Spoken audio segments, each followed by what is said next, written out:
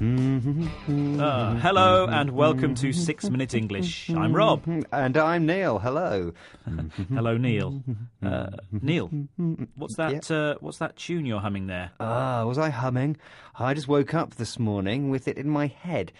It's that song, you know. No idea. No idea what you're talking about there, Neil, but it's very annoying, so could you just stop it, please? Well, that's my problem. I can't stop humming it out loud. It just keeps repeating in my head. Do you know there's a name for that, Rob? When a song keeps repeating in your head? There's a name. No, I don't know what it is. I'm sure you're going to tell me, though. You're right. It's an earworm. Ugh, an earworm. That sounds nasty. Is there a cure for that? No, I don't think so. In this programme, we're talking about music and how it influences us. But first, Neil, can you answer this question? If a person has musical anhedonia, does it mean they A. hate music, B. can't enjoy music, or C. can't hear music? Well, anhedonia sounds like an illness, so I'm going to go for C. Can't hear music. Yes, okay. I certainly wish I couldn't hear music. We'll find out if you're wrong or right later on.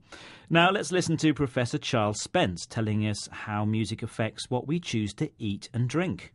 Imagine you're going to the bar and you're thinking about, do I want a glass of wine? There's French music playing behind the counter. More than likely you'll go for a glass of French wine. German music behind the counter. Your likelihood of choosing German wine goes way, way up. If they're playing classical music, you might be tempted to spend that little bit more. What's the likelihood of you spending more, Rob? Quite likely, actually, Neil. And likelihood means the chance of something happening. I love a good glass of wine. Me too. But why do we spend more when there's classical music playing? Good question. Well, it makes us feel a bit classy. That's stylish and sophisticated. I'm guessing hip-hop doesn't have the same effect, am I right? You're always right, Neil. So the professor is saying that bars and restaurants use music to manipulate their customers. And that means to control or influence them. Ugh, earworms. They're messing with our minds. I know. And it doesn't stop there. Restaurants also use the tempo or speed of the music to change people's behaviour. A fast tempo gets customers in and out quickly at busy times. On the other hand, if there aren't many customers, the restaurant might want to keep people in the place for longer. So they put on music with a slow tempo to create a more relaxed atmosphere. And atmosphere in this context means the mood or tone in the place or situation. Now, music is also used to create atmosphere in films. So let's hear Debbie Wiseman talking about music in the movies.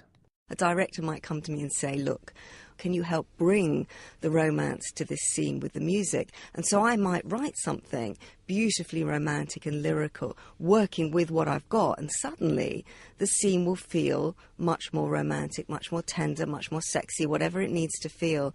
And the music has the power to do that, to achieve that effect. Sexy, tender, lyrical, romantic. That's all emotional stuff. And lyrical actually means expressing strong emotions. So, what's your favourite romantic moment in a film, Rob? Oh, dear. There's so many. I'm a sucker for romance. Once the violins start playing, I start blubbing and, yes, Neil, that means I have a good cry. Oh, so sweet. Now, if you're a sucker for something, for example, romance, it means you can't resist it. I'm more of a sucker for horror myself. Well, music is crucial or extremely important in creating atmosphere in horror films. That's very true. Music is often used to create tension and suspense or feelings of anxiety and excitement. Yes. Can you imagine Hitchcock's Psycho without the violin music? Maybe I can. OK, let's not have a shower scene here in the studio, Neil. You'll give me nightmares. Now, remember, at the beginning of the programme, I asked you what musical anhedonia means. Is it someone who A. hates music, B. can't enjoy music, or C. can't hear music? And I said can't hear music. And that's the wrong answer. It's actually B. It's someone who can't enjoy music. Well, not a very good job for a DJ then. No. Anyway, Rob, before we go any further, how about those words again? OK, well, the words we heard today were earworm, musical anhedonia, likelihood, classy, manipulate, tempo, atmosphere, lyrical, blubbing, sucker for something, crucial, tension, suspense.